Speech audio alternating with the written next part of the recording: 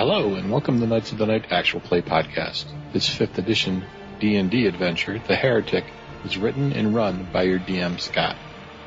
And now, please enjoy episode 487, titled, Here is the Death That You Seek, or Age Before Beauty. Actual play begins immediately. This is Scott. I'll be your DM for this 5e adventure, The Heretic. With me tonight, starting on my right, is... I'm Tom, and I'm playing Alder Arusha. He is a human cleric of Amira and a new skill-seeking rogue. Hi, I'm Mike, playing Marduk, a male half-orc fighter, graduate of the Academy, and an eldritch knight of the Fist of Amira. Hello, I am Jim. I'm playing Grodor. He is a hobgoblin warlock and one of the tired fists of Amira, always searching for truth, knowledge, and an uneventful night's sleep. I'm John, playing Melody, a female human cleric, third of the exemplar family Harmony, ex-ambassador turned political operative by way of the Fists of Amira. I'm Thomas. I'll be playing Gabrielle DeAngelis. She's a female human paladin, and a holy Fist of Amira has unknowingly taken the first steps toward her destined oath of conduct. All right. As we left off last week, the Fist of Amira had traveled along the South Way, heading towards the city of Iron Sword.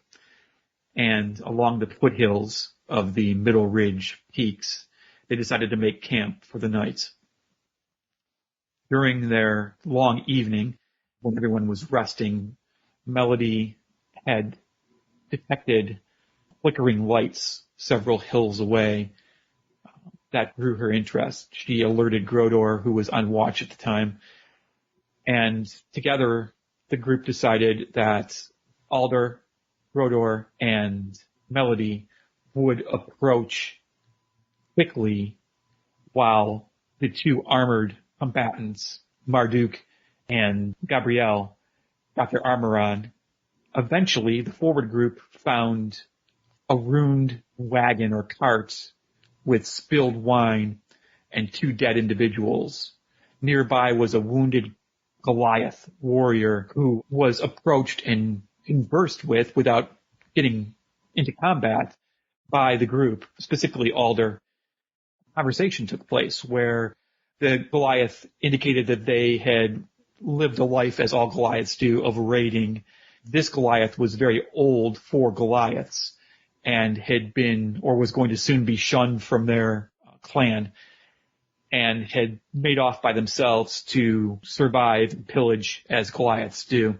It was eventually decided that everyone would have a drink together, and then once the drink had commenced and stories had been told, the battle would ensue, where justice needed to be done for the two dead individuals who had been killed by the Goliath. And that's where we left off, with the last sips of wine being taken and battle about to commence. Does anyone have anything they want to do before the battle takes place? I want to know where Marduk is so that I could set myself up on the opposite side of this creature. I believe Marduk is to the north, off the path and by the woods. Right, I'm slowly directly to the north of where the Goliath's body is. It took me a while to get there, but... And at that point, we'll have everyone roll for initiative. I rolled a 21. The Goliath rolled a 10. Gabrielle rolled an 11. Grodor rolled a 13. Marduk rolled an 11. Melody also got a 21 up there with Alder. Who's going first, Alder or Melody, on the tie for the 21s? It'd make sense that Alder would. Damn you. So, I'm just curious, if I go first, do I always have to go first? I believe that's the way it's set up, but I think I would be willing to house rule that and say that for the sake of logistics and sound battle decisions, I would not have any problem with you guys swapping back and forth.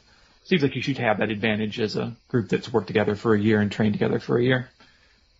Marduk and Gabrielle are both 11s. Who's going first? If you want to go by dexterity, it looks like I would go first. Then go ahead. Age before beauty. So I'm going to move in a semicircle around him outside of his range and then move in. And I come in low, as I tend to with my rapier. I rolled a 19. 19 hits. Okay. Then do a total of 11 damage. Okay. As I do my typical aim for the thigh, and I was going to say, your rapier finds the Goliath's thigh. As I attempt to prevent him from moving by crippling his leg as much as possible, and then I actually disengage, because that is an action I am allowed to do as a cunning action. It is a separate bonus action that I get for my character. Bonus action, so he does not get an opportunity attack, correct? Correct. Okay, so your skills are growing as a rogue as you lunge in, pierce its left thigh egregiously with a very healthy attack, and then step backwards quickly out of range of its great axe. As you step back from the Goliath, it whispers a couple words, sounding almost like a prayer. The wound on its thigh starts to heal up with a white glow, and the blood flow stops. The wound is still there. It's not completely gone, but there was a substantial amount of healing that took place in some way from the Goliath. That takes us to Mel. I had a crossbow ready, and I suppose I'll just fire that. Okay. This doesn't seem very sporting overall, but what you gonna do? I guess you could offer it one-on-one combat, but that's about the only thing you could have done. That sounds deadly. Yeah, I'll pass. I don't feel he deserves it. I agree. Yeah, misery for our people.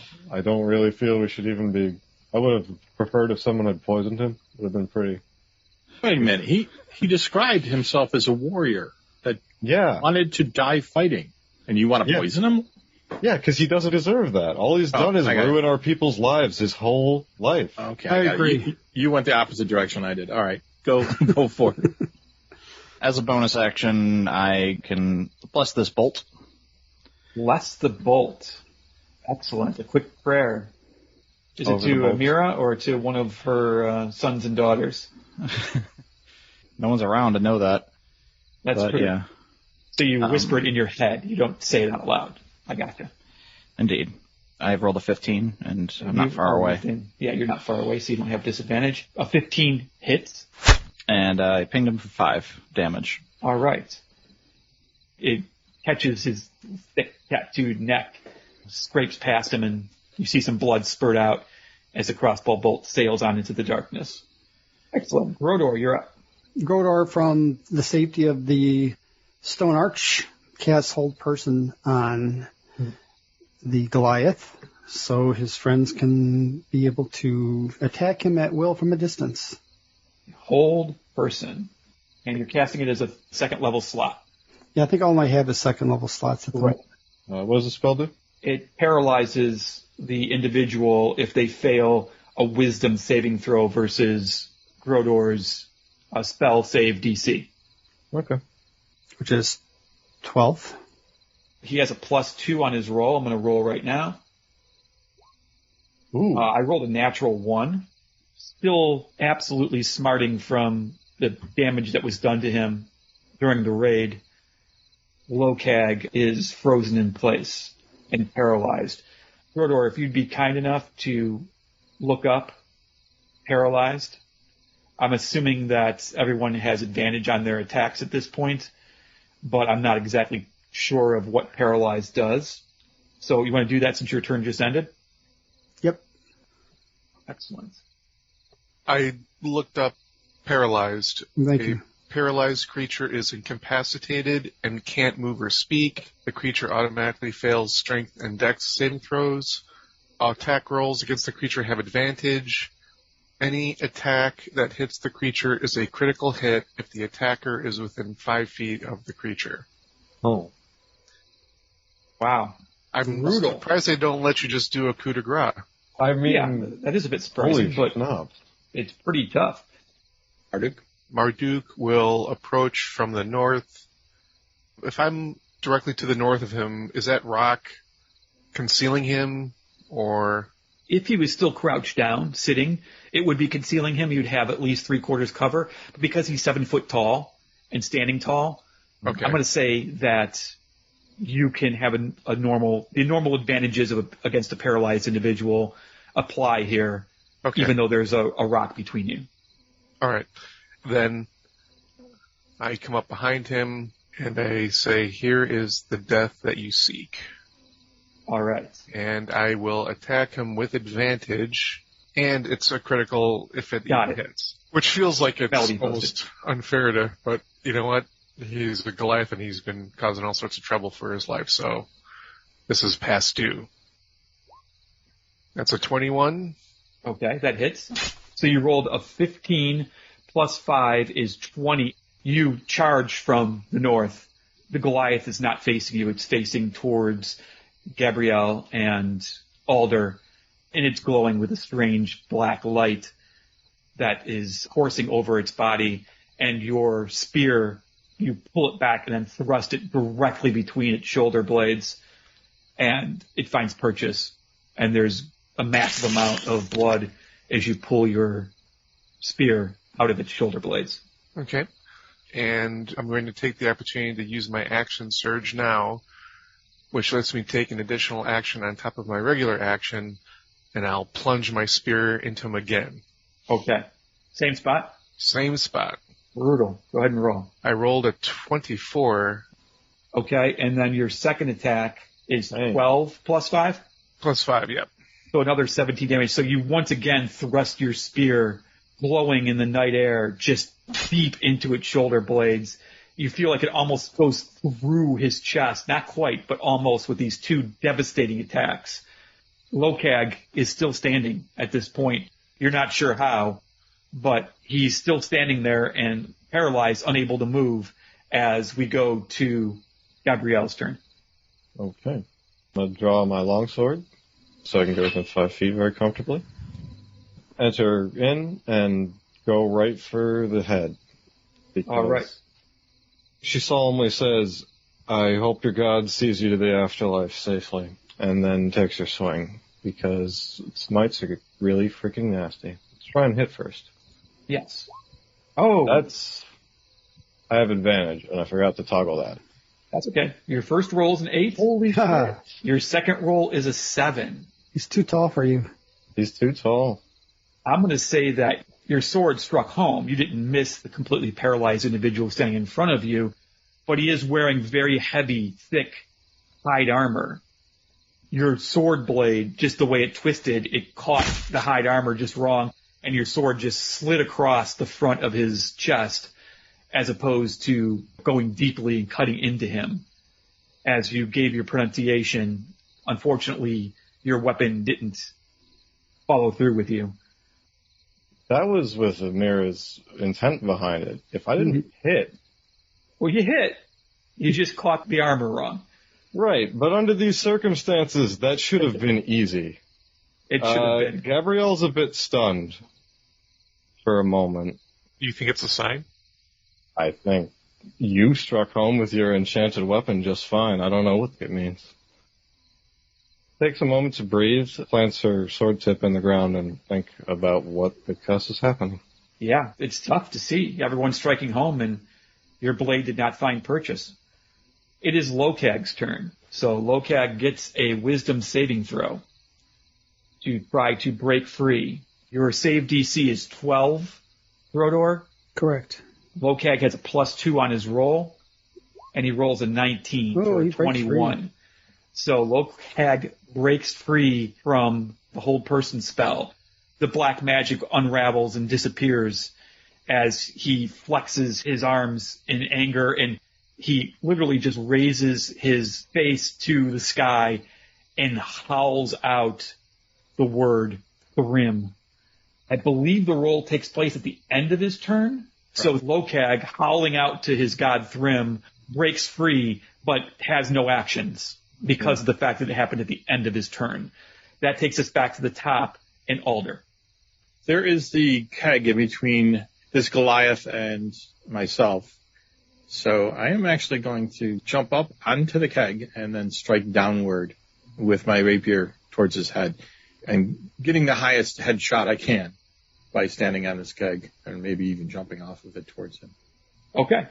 Let's go ahead and make an acrobatics check for the jumping onto the keg. Yeah, 10.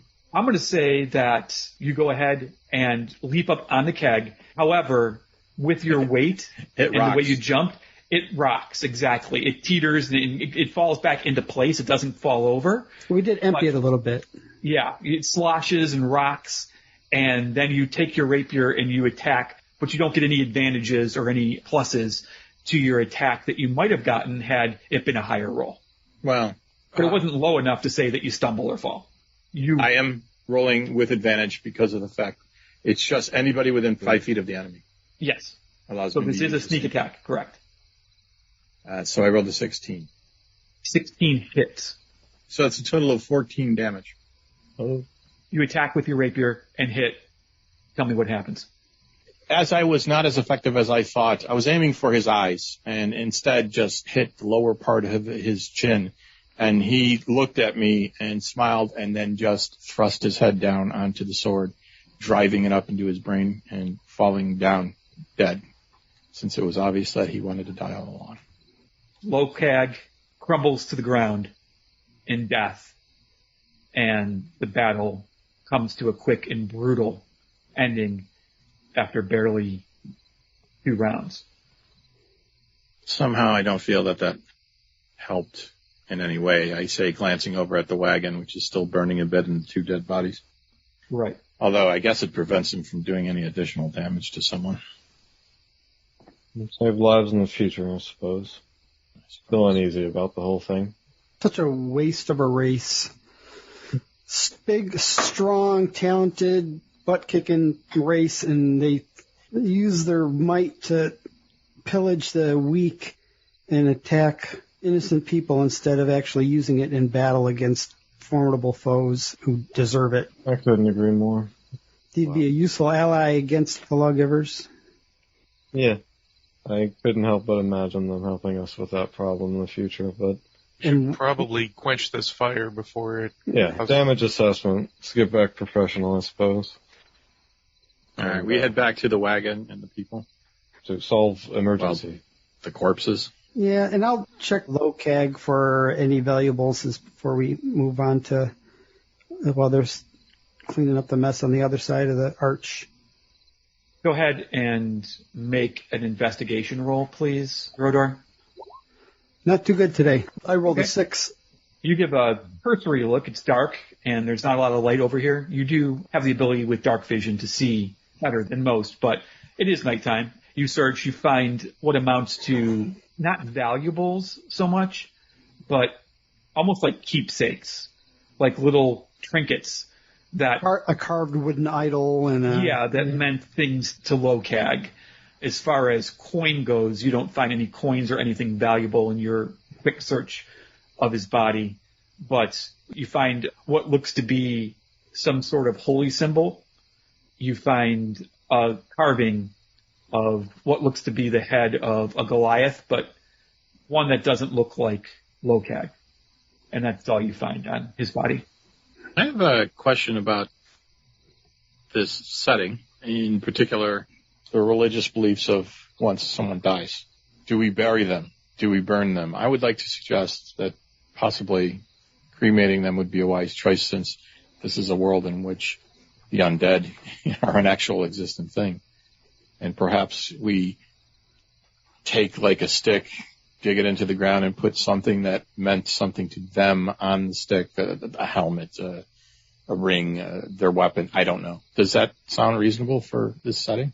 Yeah, that sounds absolutely reasonable. I think that your characters are going to be thinking a lot about death because your god's not talking to you right now.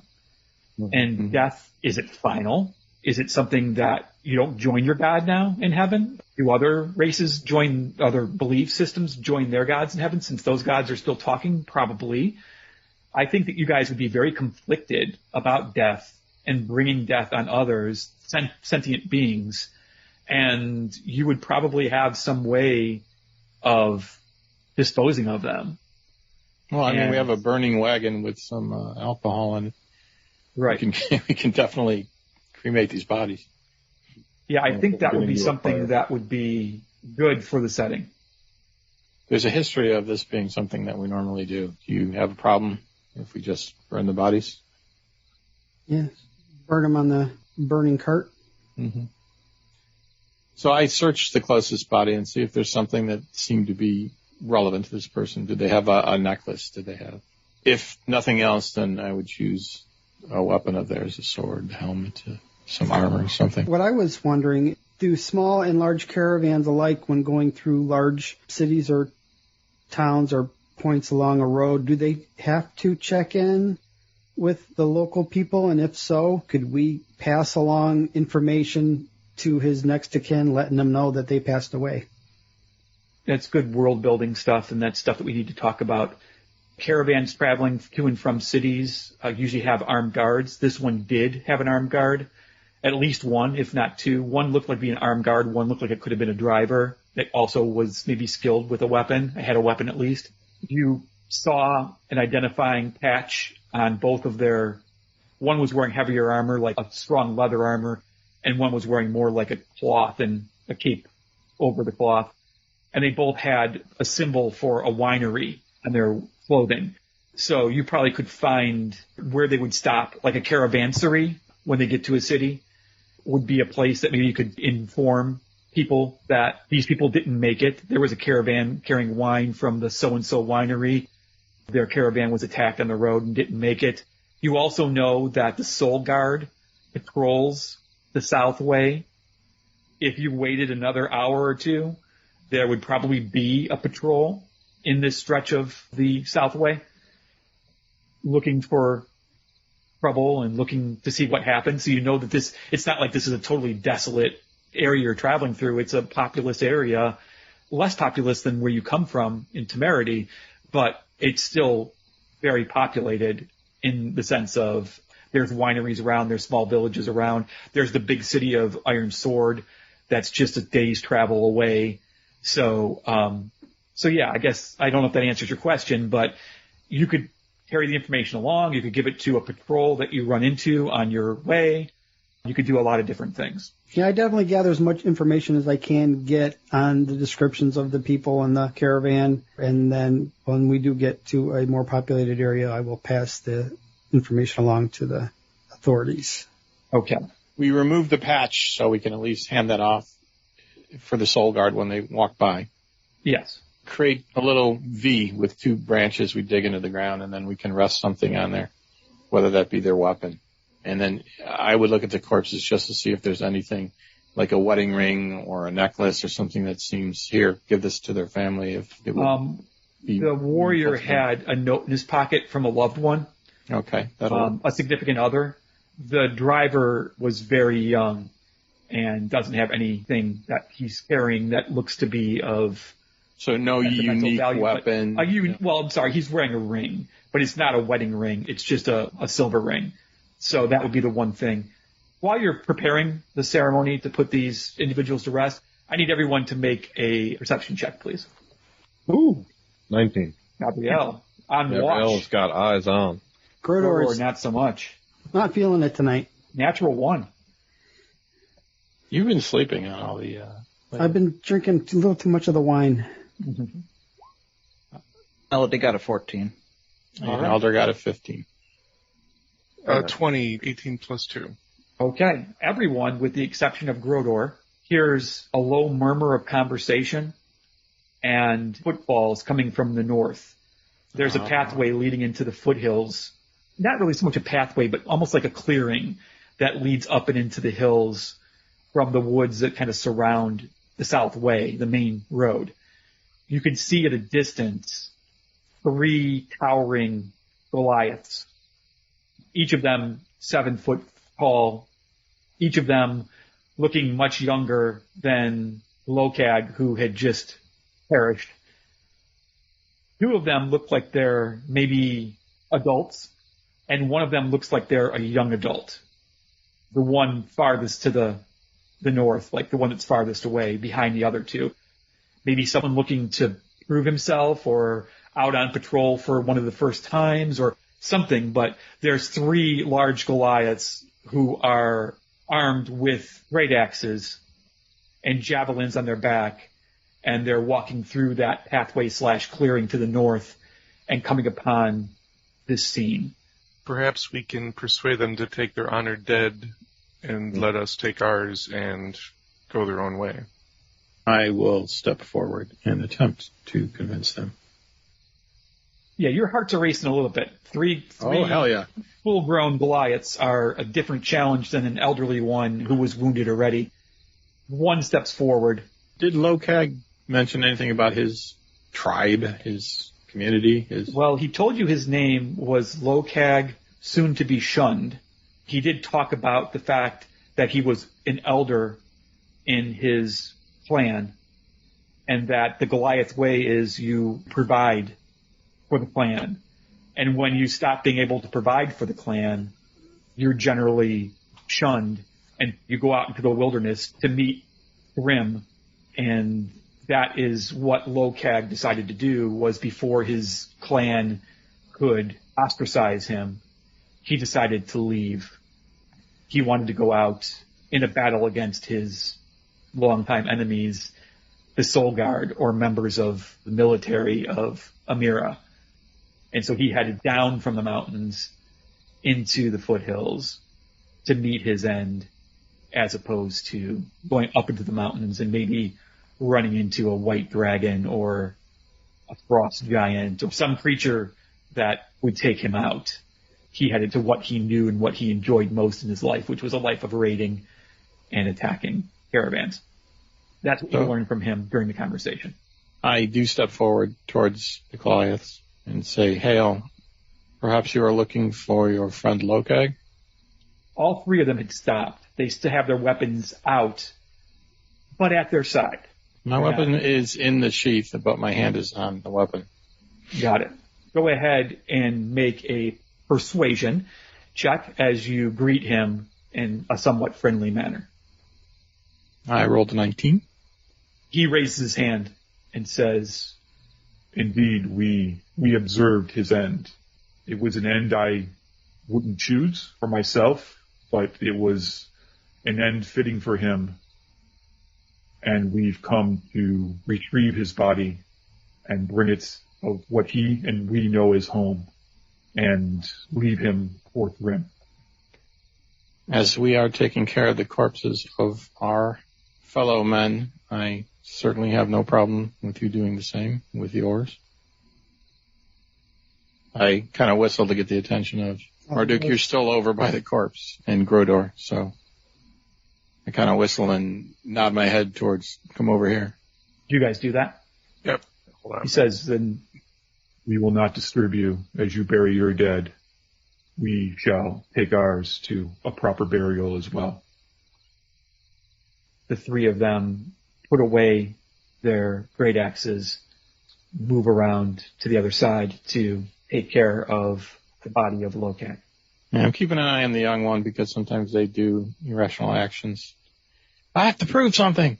Right. The young one actually is staying at the juncture of the trees that are north of the arch, where he can see both his elders getting Lokag ready for transportation. Right, and I'm standing in the opening that leads towards where the human corpses and everyone else is, just keeping my eye on him and nodding a kind of hello to him, but not saying anything. Go ahead and make a persuasion check for the younger one, since he's not the person you were speaking with before. You rolled a 10. His eyes are mostly on you. He looks away occasionally towards his elders as they prepare Lokag. When he looks to him, it's quick, like he wants him to hurry up, and his hand rests on his weapon as he looks at you. He doesn't seem to be giving the same friendly manner that the elders did, or not friendly, but at least respectful. Right. He seems a lot more anxious. He doesn't look like he's happy. He looks like he is ready for combat. Right. To give him a little more calmness, I take a step backwards as I'm turning to look at the rest of the group and just say, just keep getting him ready. We'll be okay as soon as we have a little privacy here. And then I turned back to look at him. But just stepping away from him was hopefully to make him a little less nervous. Gabrielle steps right past you as you turn around closer to him to make him more uncomfortable and asks, what is it they're teaching you? What are you learning by hanging with these?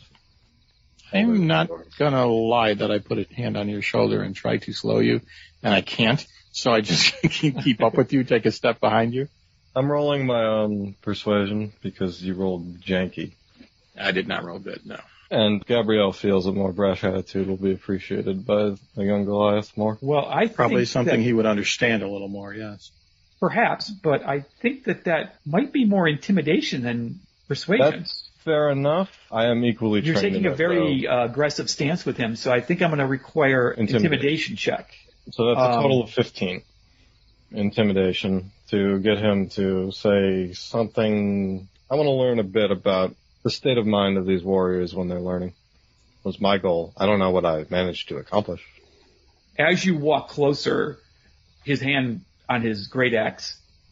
My sword's not drawn, but my shield's still strapped. Okay. He starts to draw it out. Not all the way, but like halfway. Mm-hmm.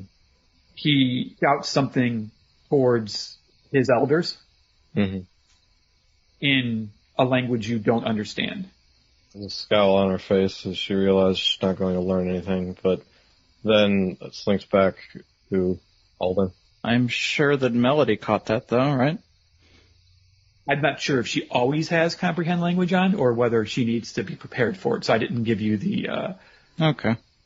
You can Is that roll something sense motive, because Gabrielle was stomping up past Alder while Alder wasn't paying attention, but you were right next to me. I didn't need to sense your motive. I know what you're about. Exactly. So you might have had a chance to figure out what I was going to do. But then again, you might not have known that the young Goliath doesn't speak. Yeah, I just didn't know they were going to talk in their own language. I'm listening now, though, if it happens more. You can hear a reply from one of the elders. You think it's the one that was speaking to Alder. And he says, Stand fast. Stand fast, young one. Don't initiate. This isn't our battle. and the young one says back, we could still raid. The older one says, This is not our place to raid. It is not our time. This is not our raid. that's what passes for about 5 or 10 seconds of conversation between the two of them. No one knows that that's what was said, except for Melody. I'm going to hold my silence. And everyone else just notices the fact that there's a conversation happening. Yeah. The great axe that the younger Goliath, who's still, again, 6.5, 7 foot tall, he's very much coming of age. He keeps his hand on it, but it slides back down in its sheath, glares in your direction, Alder and I Gabrielle. take my hand off my sword, put both my hands on Gabrielle's shoulders, gently kind of herding her back towards, Gabrielle, you've always been better with the rituals than I have, and we have to get one prepared to bless these poor individuals. So could you handle it for me? Because you've always been better at it than I have. I know what you're doing. Yeah, I know you do, but let's When not. she goes off to handle some corpses. So I turn back towards him, both hands in the air, showing him that I'm not holding any weapon. Does he speak common? Because I'm asking him. I'm sorry, my friend, she just likes to know about warriors and battle and was going to ask you a question. She didn't mean to scare you or to anger you. Go ahead and make another persuasion roll. I'm not going to make you make it with disadvantage because, well, for reasons that I have. Slightly better, 13 this time. I speak of the lowlanders' language, yes, but I prefer not to speak to the lowlanders. It's understandable.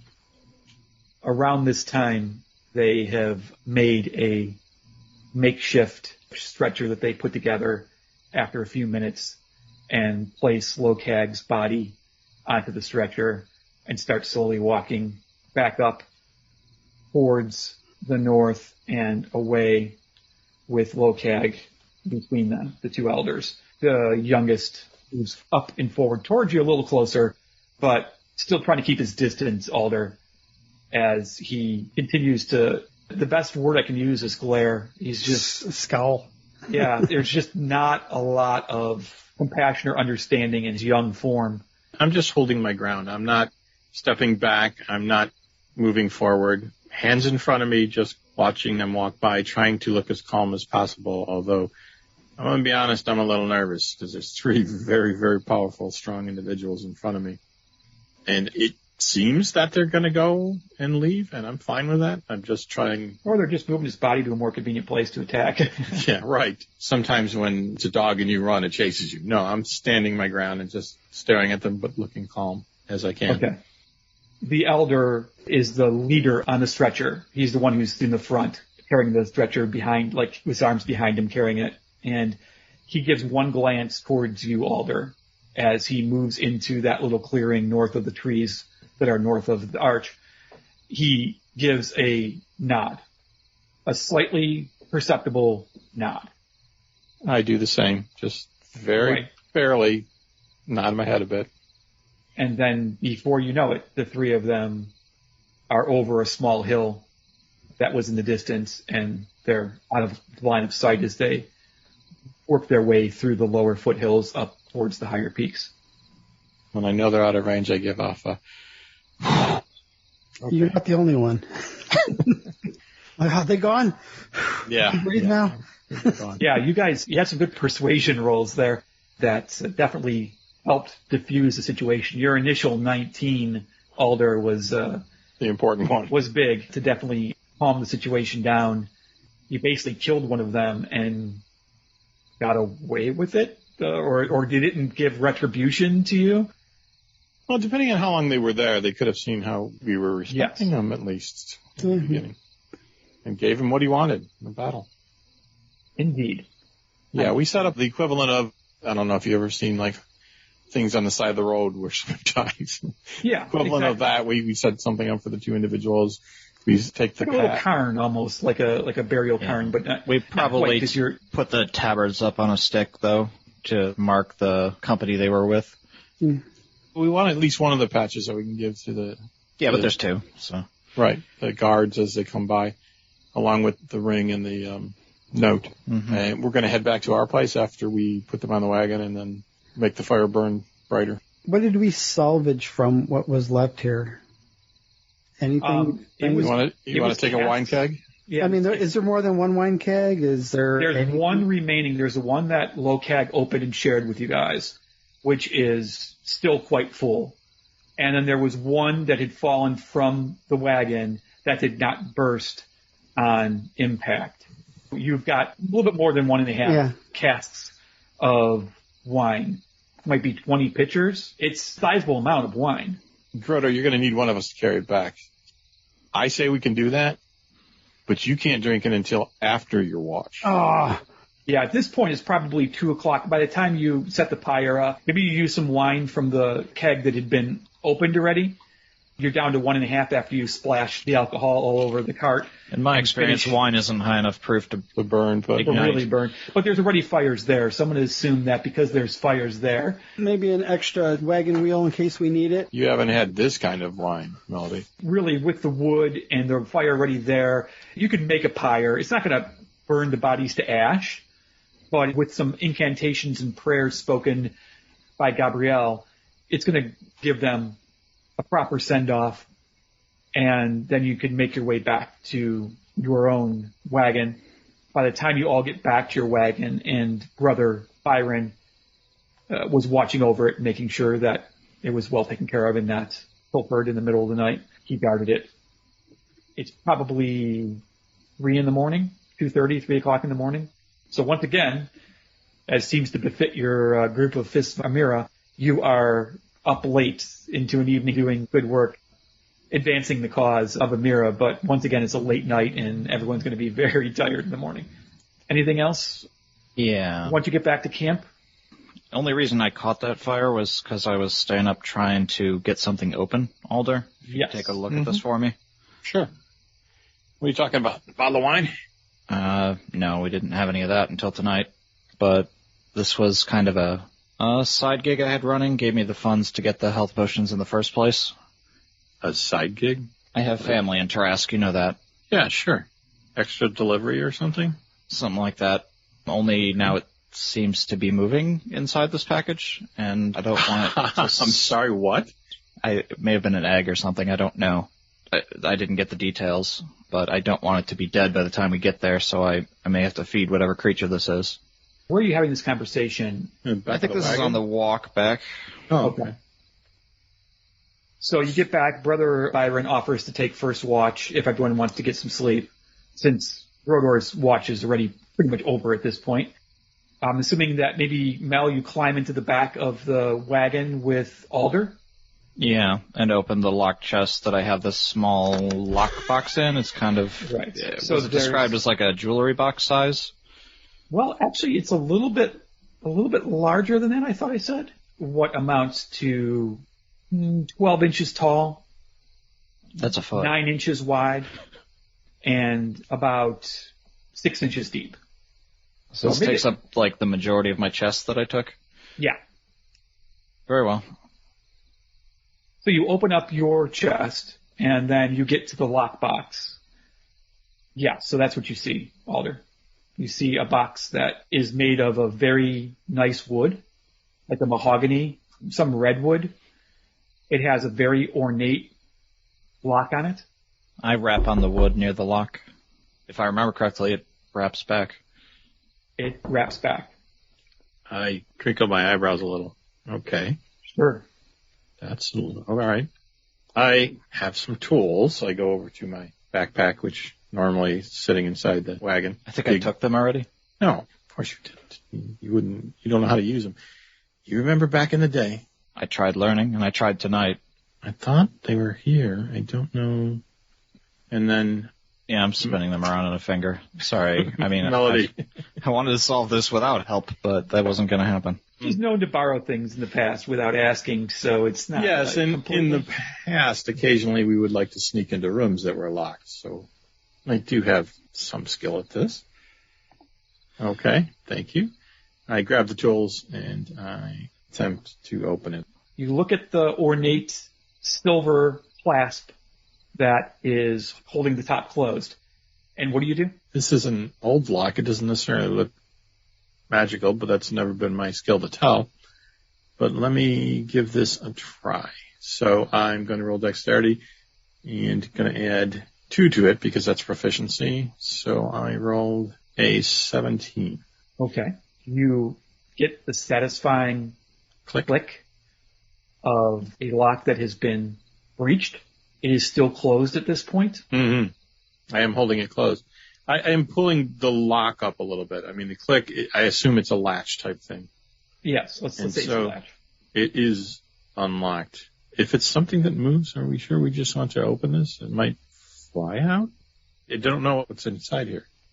And it's just the two of you right now, correct? There's no one else that's around. I think we're in the back of the wagon. There's not much room for everyone to crowd around unless they're looking over the back. Everyone's sleeping by the campfire that Brother Byron kept stoked. I was sleeping in the wagon, so I'm going to pull the blanket I was using and throw it over us in the chest so that if it is a flying creature, it's not going to get very far. I pull out a coin from my pocket, cast light, and drop it into the chest so that whole area is lit up. Now that we have a blanket over our head, we can at least see. So you mean not the chest? You said over the chest. You meant... I meant there's over the blanket. I mean, in the blanket area that you're in. Well, it's a box within a box. Well, he took it out of the original box. Okay. So I was suggesting we might put it back in there and open it. If we want, we can close the larger lid. I don't know what you want to do. That works. That's fine. Okay. So you take the ornate... So I take the ornate box and put it in the larger chest that he had. I have it facing backwards, so when I'm lifting up the lid, if it tries to come out, it's going to go towards the back of the chest, which will give me a half a second more to close the top of it if it's something trying to escape or dangerous. I don't know. I don't know what the heck we're trying here. Ready? Yep. All right. And I open up the lid. Halfway, 3/4 of the way. When you first start to open the lid, just basic opening maneuver, you hear a noise as what you can only assume to be poisoned needle shoots out from the lock, which you didn't search for. Did not. But you wisely turned the box around for other reasons, but still it saved you. Well, that's not what I'm going to claim. No, of course not. No one knows that except for you. Tap side of the nose. A poison needle shoots out and embeds itself in the back of the overall chest. My eyes get really wide, and then I try to look at Melody and wink like, yeah, see, I knew that. But I'm And still just as you do that, scared as hell. No, I the didn't know that. top, the box bursts open. Like it flies forward. So what I'm going to say is trying to, I guess I should say, because I shouldn't just say it bursts open. It pushes against you. Go ahead and make a strength check. Okay. I will help with this. Try to contain it. You probably have more strength than I do. You can't, because, I mean, I don't want to say you can't, but he was opening the box up, the lid, and it's instantaneous. It's like something pushed against it very fast. If there's a tie, or if he wins, you can help hold it down, but the initial reaction is startling. It's like, boom, it opens up. So go ahead and make a strength check, please, Alder. Whopping 4. Well, it is, I'm going to roll myself. I rolled an 8 at -2 is a 6. So your 4 is a straight 4? Indeed. Yes, because my strength is 0, and that's what I rolled. Okay, catching you a bit off guard, the lid opens up, and you see what amounts to a dragon. It unfolds. It's like there's paper inside the box, but it's almost like origami, and it looks like a drake. It looks like a small dragon. It's something you've never, ever seen before. And it's made up of pieces of parchment paper, and it has runes on it in what you immediately know, your quick startledness, to be celestial. The creature bursts out of the container, and it's... Right, but the reason I put it in the larger case is because my intent was to, and I tried to, push Melody back and slam the bigger trunk shut and spin around and sit on it, if I can do it fast enough. And I think that... Which I think is more of a dexterity thing. Let's take it in steps. Yeah, let's take it in steps. The creature itself pushes open the lid, and it comes out in its almost full form, which is about maybe 2 foot long and about 1 foot high. It's not huge. It's a smaller, it's a small drake. They're small dragons. But it's trying to take flight, and you're trying to stop it. So you get a chance. It beats you to get the box open, the lid open of the lockbox. But it's now a question of whether you can close the other lid of the larger thing in time on top of it. First thing I want you to do is to make a contested strength check against the strength or dexterity of Mel to try to push her back to safety. Well, I just want to make sure she doesn't have her hands in the case that I'm slamming shut or anywhere near. Right. So, yes. But I'm assuming, Mel, are you being shoved back 5 feet, or are you going to fight that? I was here to make sure it didn't escape, so... You might be grabbing the lid, too. Right. I don't think I'm in the way, necessarily. But if you go to reach for the lid, you're taking your hands out of it. That's all I want, is for you to get your hands out of here so we can close it. Could Mel assist in closing the big box? Yes, that's what I'm going for. So, Alder, you go to push her away and realize her hands are moving towards the top of the so my sweep was to the right, and it just goes up to the top of the chest and just keep... And you both try to slam it down. So one of you make a dexterity check, and one of you is helping. You're probably stronger than I am. I'm probably quicker than you. Mel. Debatable. I have a dexterity of +3, total of 16. I have a dexterity of 1, but a strength of 0, so, So we're about the same strength, but I am definitely quicker than you. This is more dexterity now, this particular roll, to close the chest, as opposed to the... So in Mel assisting me, do I have advantage on my dexterity roll? Yes. Okay. I rolled a 19. Okay, and the creature tries to take flight. It has a +3 on its roll of a die 20. So it rolls an 8 for a total of 11. So you see its wings start to flap to get out, and boom, the chest lid comes down upon what could only be called a parchment or paper drake. And I spin around and sit down on the chest and go, what was that? What was that? I pull out the key to this chest and jam it in the lock because that thing was pretty small and it could probably fit through the lock. And you hear tap, tap, tap again. It looked like a paper dragon with celestial writing on it. All right, wait a minute. What if you... I will try to communicate with it, but I did just lose all of my supplies in there. Yeah. You actually start to hear some rustling around inside the Crinkling of paper. Don't eat my books. Doesn't it have a light in there now? It does. It has a coin. I mean, I could turn it off, but... Sorry, it's just funny that it has the light next to it. It's reading my books. It's definitely doing something inside the crate. So I tap 3 times. You hear the rustling stop, and it, or something, you assume it's it, taps back 3 times. Okay, so it's intelligent. It's not just Clearly. a creature. I mean, if I did that to the horse, they're not that smart. I have heard of counting horses. Okay, but that's not what we're talking about here. I know. What are we... I don't know, but as long as it's trapped in there, then we have time to think about it on our trip. Sorry, thank you. Did you lose anything in there? No, I mean, silver piece, but I don't care about that. I'll get it later. I'll try to get some communication open with it. As long as it can't get out of here tonight, I do want some rest. Make a perception check, both of you, please. All right. Mel's got a 12. I rolled a 16. Okay, 16 and a 12. Both of those are good enough. Mel and Alder, you hear what sounds like paper being torn. There's a look of consternation on Melody's face. Is it going to get bigger now? Yeah, I know. Is it eating? I mean, Grodor, stopped the giant. I mean, he could... I mean, I could stop this thing. A torch could stop this thing. A paperweight could stop this thing. But how do we... All right. Do we want to put it back in that small chest? What the hell were you delivering? I didn't know it was that. I don't know. It could be that the message on the paper that the creature's made up of gave it life. That's a thing. There's a lot of magic words. Do we want to get other people involved here? I don't think necessarily Gabrielle's going to be able to help us, but we got somebody who knows magic. Grodor. Yeah, I know some magic. I'm not saying you don't. But have you ever dealt with paper before? Yes, frequently. I know they're called scrolls. I'm talking about living paper.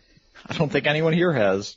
I don't mind asking around, but it's eating my books, and I don't think I can wait. I'm going to stay up and try to figure this out.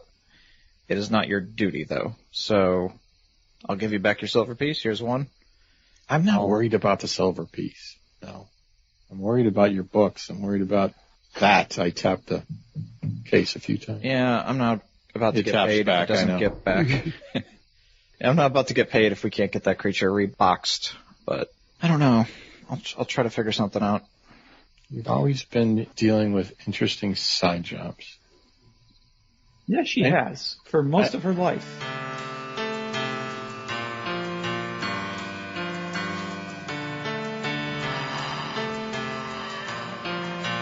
Thank you for listening to Knights of the Night Actual Play Podcast.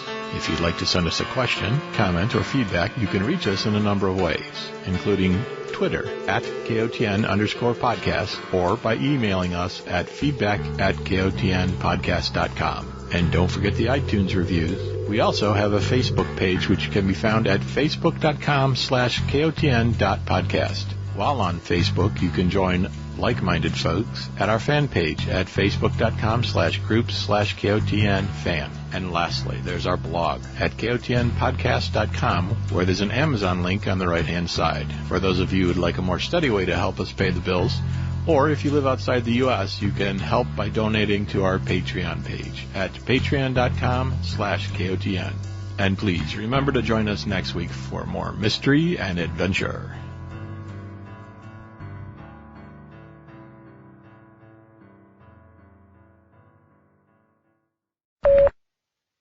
Okay, I'm going to put those numbers on the board really quick so we have them for everyone. Yeah, but I don't think it matters, but Melody rolled a natural 20. It matters to Melody. There is the keg in between this. What is it?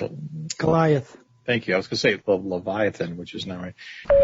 I want the Your rubber the band. honor to you, since you struck home the blow. Got Scott, your rubber banding and fading out. all over the place. You remember? Oh, really? Yeah. I'm not quite sure. You still are, actually. Start off with Y. Hey, Alder. Can't you move 5 feet without getting an opportunity attack?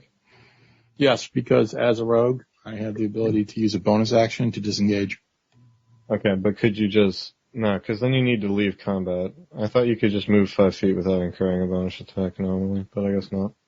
You can use your action to disengage. Yeah, but disengage means you have to leave the bubble of the attack. You can't use it to maneuver around inside it, can you? I don't think so, no. Are you saying his range is 10 feet? No, I'm saying if you were within 5 feet of me, we could have some benefits, and you're not. I was wondering if you could be, and you can't. No, the rule is if there is an opponent that has a ally within 5 feet of the opponent. I have other benefits that require I be within 5 feet of an ally. I see. Okay, sorry, I'm back. No problem. All right. I heard you guys talking. I could hear you. You couldn't hear me. And he looked at me and smiled and then just thrust his head down onto the sword, driving it up into his brain and falling down dead, since it was obvious that he wanted to die all along. Is that okay? Yeah, it sounds perfect. That was much more cooler than what I was going to describe. So yes, Lokag crumbles to the ground in death. So we remove blah, blah, blah. Nemesis. I think that's right. Nemesis. I think it's Nemesis. I'm not sure. He wanted to go out against his longtime enemies. Go ahead and make a perception check with him, separate from the And when you say perception, you mean? I mean persuasion, for fuck's sake. Yeah, seriously. I have lucky dice in this game. They're virtual. You have virtual roll freaking high.